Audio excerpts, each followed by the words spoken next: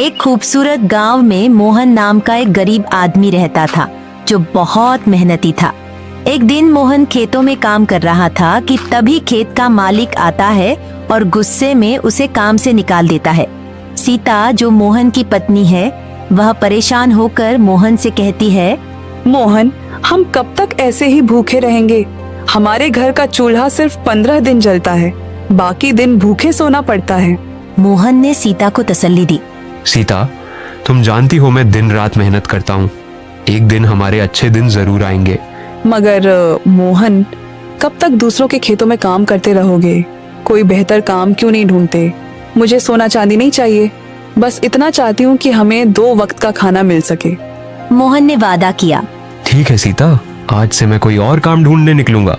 मोहन ने वादा किया। मोहन परेशान होकर घर से बाहर निकल गया और गांव भर घूमकर काम ढूंढा, मगर कहीं भी काम नहीं मिला।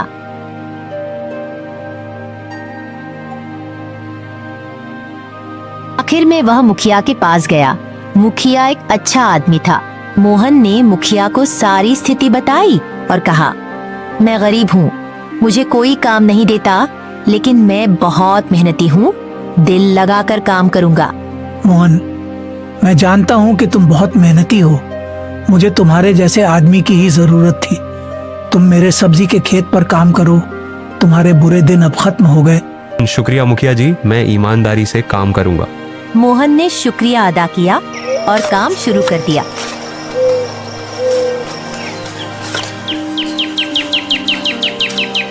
एक दिन काम के बाद मोहन बहुत भूखा था। उसने सुना था कि राजन का ढाबा बहुत मशहूर है।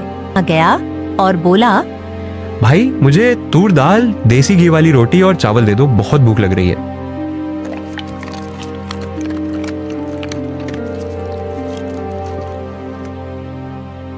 मोहन ने पेट भर के खाना खाया और पूछा, भाई कितना पैसा हुआ?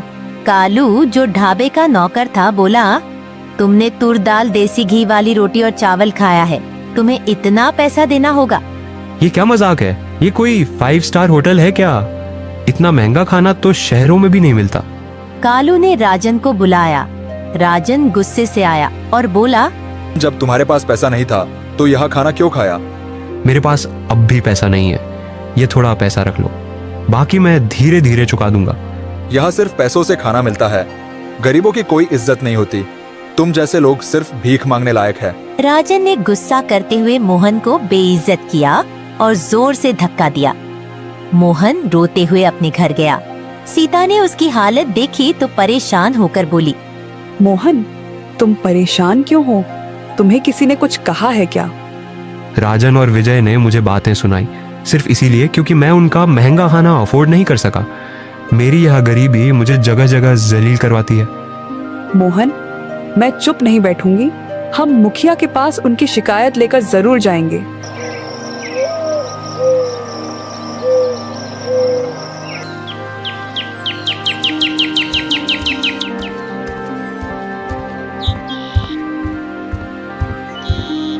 अगली सुबह मोहन और सीता मुखिया के पास गए और सारी बात बताई। मुखिया जी, राजन और विजय ने मेरी इंसल्ट की, सबके सामने बहुत बातें सुनाई हैं मुझे। मोहन, गलती तुम्हारी है। जब पैसा नहीं था तो ढाबे में क्यों गए? मुखिया जी, पैसा न होने का मतलब ये नहीं कि किसी को बेइज्जत किया जाए। वो लोग सिर्फ पैसा मांगते तो बात और थी, मगर उन्होंने मोहन की इज्जत उछाल दी। ठीक है, मैं राजन से बात करूंगा। मगर मोहन समझ गया कि मुखिया भी राजन का साथी है। मोहन ने गुस्से से कहा, मैं राजन और विजय से बदला जरूर लूंगा।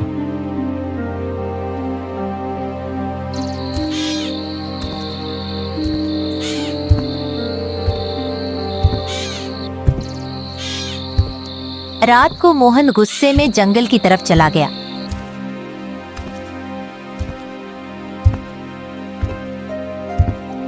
वहाँ एक अजनबी आदमी मिला जो बोला, मैं तुम्हें बहुत देर से देख रहा हूँ। तुम्हारे चेहरे से लगता है कि तुमने कुछ नहीं खाया। उस आदमी ने एक प्लेट रखी जिसमें मोहन की पसंद का खाना था, मगर मोहन ने मना कर दिया। भाई, मैं बिना पैसों के तुम्हारा खाना नहीं खा सकता। मेरे पास तुम्हें देने के लिए कुछ नहीं है। उस आदमी ने मुस्कुराकर कहा, मैं तुमसे पैसा नहीं मांग रहा, पहले खाना खाओ फिर बताओ क्या बात है। मोहन ने खाना खाया और सारी कहानी सुनाई। फिर उस आदमी ने कहा, मैं तुम्हारी मदद करूंगा।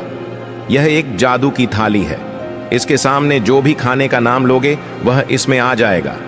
मगर याद रखना, अगर तुम एक प्लेट का 10 रुपये से ज्यादा पैसा लोगे तो यह जादू खत्म हो जाएगा। शुक्रिया भाई, यह तो एक चमत्कार है। मोहन ने शुक्रिया अदा किया और घर गया। उसने सीता को सब कुछ बताया। सीता हैरान हो गई मगर खुश भी थी। मोहन ने अपने घर के बाहर ही एक नया ढाबा बना दिया। जादू की थाली से हर तरह का खाना निकलता और सिर्फ 1 रुपए में मिलता। गांव भर के लोग खुश हो गए। गरीब लोग भी अच्छा खाना खाने लगे। चाचा, सिर्फ 10 रुपये की प्लेट है जिससे आप जो चाहें पेट भरकर खा सकते हैं।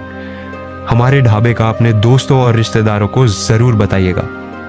एक दिन राजन और विजय ने मोहन को रास्ते में घेर लिया और उसे जोर से पीटना शुरू कर दिया।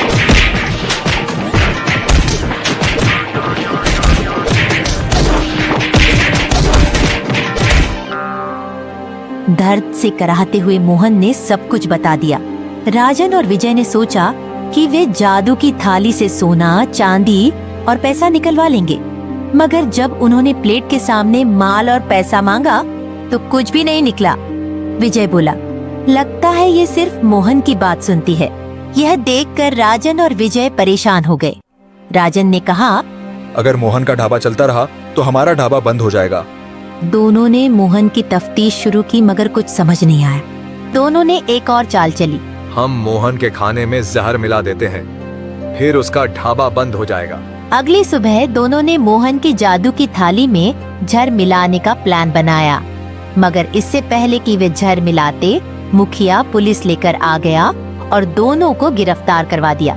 मुखिया ने कहा, तुम दोनों मोहन के खाने में जहर मिला रहे थे, तुम्हें सजा मिलेगी। राजन और विजय जेल चले गए। मोहन का ढाबा और भी मशहूर हो गया। अब हर कोई वहाँ सिर्फ 1 रुपए में पेट भर के खाता था और आज भी मोहन का 1 रुपए वाला ढाबा चल रहा है।